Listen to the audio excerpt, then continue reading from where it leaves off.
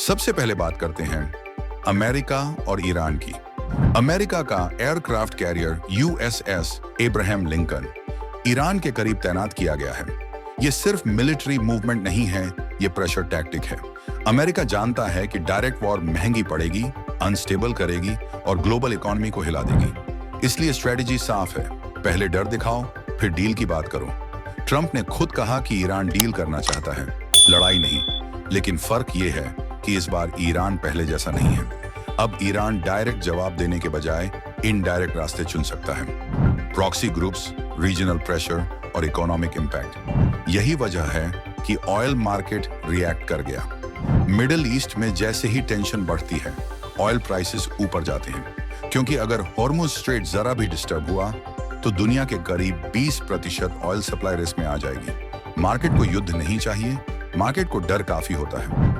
अब आते हैं गोल्ड और सिल्वर पर। इस हफ्ते आपने देखा कि गोल्ड और सिल्वर पहले रिकॉर्ड हाईज पर पहुंचे, फिर अचानक जोरदार गिरावट आई। कई लोग कह रहे हैं बुल रन खत्म हो गया, लेकिन सच्चाई ये है कि ये क्रैश नहीं, वॉलेटिलिटी है।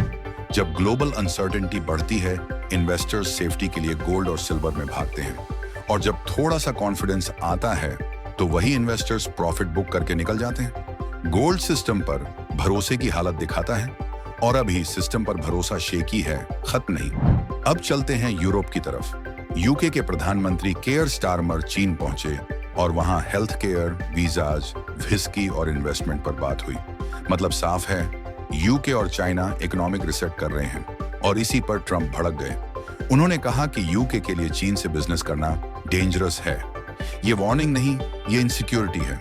अमेरिका नहीं चाहता कि उसके एलाइज इंडिपेंडेंट इकोनॉमिक रास्ते चुने, लेकिन यूरोप पर प्रेशर है, इकोनॉमी पर प्रेशर है, और चाइना मार्केट और कैपिटल दोनों देता है। इसलिए यूरोप धीरे धीरे यूएस शैडो से बाहर निकलने की कोशिश कर रहा है। अब आते हैं इंडिया और यूरोप के बड़े ट्रेड डील पर। इंडिया और ईयू का ट्रेड अब एक $140 बिलियन से ज्यादा का हो चुका है। ये डील सिर्फ बिजनेस नहीं है, ये जियोपॉलिटिक्स है। बीबीसी ने सही कहा, इस डील पर ट्रंप की शैडो है, क्योंकि अगर अमेरिका अग्रेसिव ट्रेड पॉलिसीज लाता है तो यूरोप को ऑल्टरनेटिव चाहिए, और इंडिया मैन्युफैक्चरिंग और ट्रेड हब बनकर उभरता है। इंडिया यहां साफ मैसेज दे रहा है, हम किसी कैंप में नहीं हैं, हम अपने इंटरेस्ट के कैंप में हैं। अब इंडिया के बजट 2026 की बात, पिछले 5 सालों का टैक्स डेटा दिखाता है कि डायरेक्ट टैक्सेस बढ़े हैं।